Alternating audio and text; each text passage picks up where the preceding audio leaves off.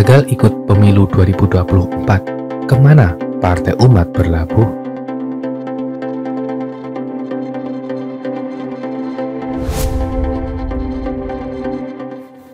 Tahapan pemilu terus berlangsung seiring makin dekatnya tahun politik 2024. Kamis 15 Desember 2022, KPU mengumumkan partai politik yang akan menjadi peserta pemilu 2024. Kabar teramat buruk bagi Partai Besutan Amin Rais, Partai Umat, gagal lolos verifikasi faktual sehingga gagal jadi peserta pemilu 2024. Amin Rais, Ridho Rahmadani, beserta beberapa pengurus terus tentu saja panik dan marah. Partai yang mereka besarkan dan rencanakan ikut pemilu ternyata gagal total. Sudah berkuar-kuar banyak hal, tetapi lolos jadi peserta pemilu saja tidak mampu. Mereka mengajukan gugatan dan melaporkan KPU ke Bawaslu. Harapannya tentu saja mereka ingin bisa ikut pemilu tahun 2024 nanti. Tetapi biasanya partai yang tidak lolos verifikasi faktual tidak akan bisa mengikuti pemilu. Jika benar tidak lolos dan tidak menjadi peserta pemilu 2024, kira-kira kemana Amin Rais membawa Partai Umat berlabuh? Jika melihat karakter partai dan para pengurusnya, Partai Umat benar-benar tidak menyukai Jokowi dan kawan-kawan. Sehingga dapat dipastikan Partai Umat tidak akan bergabung dengan koalisi yang ada di PDI Perjuangan. Mereka bagaikan air dan minyak yang sangat sulit untuk bersatu. Beberapa pengurus elit Partai Umat mempunyai kedekatan dengan tokoh Partai Demokrat, PKS, dan Partai Gerindra. Amin Rais pernah jadi mitra koalisi yang sangat dekat dengan Prabowo Subianto pada tahun 2014 dan 2019. Kemungkinan sangat besar Partai Umat akan berlabuh ke koalisi yang ada Partai Demokrat, PKS, dan Partai Gerindra.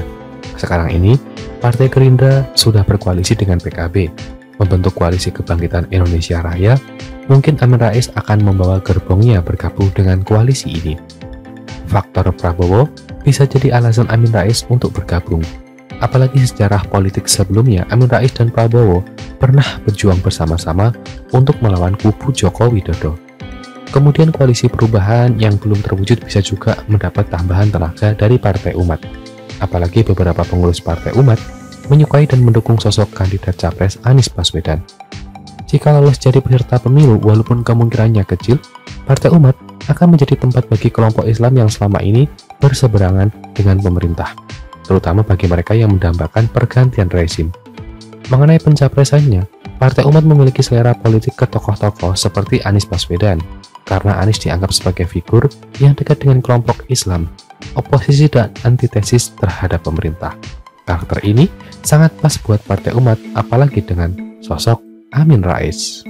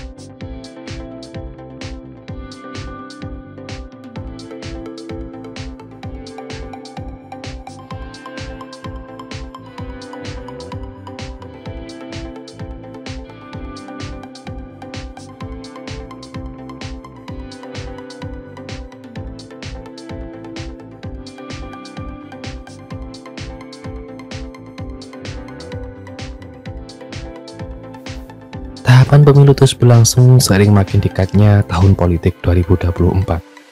Kamis 15 Desember 2022, KPU mengumumkan partai politik yang akan menjadi peserta pemilu 2024. Kabar teramat buruk bagi Partai Besutan Amin Rais, Partai Umat, gagal lolos verifikasi faktual sehingga gagal jadi peserta pemilu 2024. Amin Rais, Ridho Rahmadani, beserta beberapa pengurus terus tentu saja panik dan marah.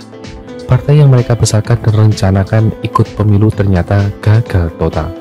Sudah berkuar-kuar banyak hal, tetapi lolos jadi peserta pemilu saja tidak mampu.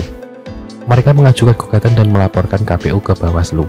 Harapannya tentu saja mereka ingin bisa ikut pemilu tahun 2024 nanti. Tetapi biasanya partai yang tidak lolos verifikasi faktual tidak akan bisa mengikuti pemilu. Jika benar tidak lolos dan tidak menjadi peserta pemilu 2024, kira-kira kemana Amin Rais membawa Partai Umat berlabuh? Jika melihat karakter partai dan para pengurusnya, Partai Umat benar-benar tidak menyukai Jokowi dan kawan-kawan, sehingga dapat dipastikan Partai Umat tidak akan bergabung dengan koalisi yang ada di PDI Perjuangan. Mereka bagaikan air dan minyak yang sangat sulit untuk bersatu.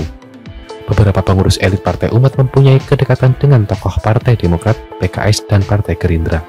Amin Rais pernah jadi mitra koalisi yang sangat dekat dengan Prabowo Subianto pada tahun 2014 dan 2019. Kemungkinan sangat besar Partai Umat akan berlabuh ke koalisi yang ada Partai Demokrat, PKS, dan Partai Gerindra. Sekarang ini, Partai Gerindra sudah berkoalisi dengan PKB, membentuk koalisi kebangkitan Indonesia Raya. Mungkin Amin Rais akan membawa gerbongnya bergabung dengan koalisi ini. Faktor Prabowo bisa jadi alasan Amin Rais untuk bergabung. Apalagi sejarah politik sebelumnya, Amin Rais dan Prabowo pernah berjuang bersama-sama untuk melawan kubu Joko Widodo.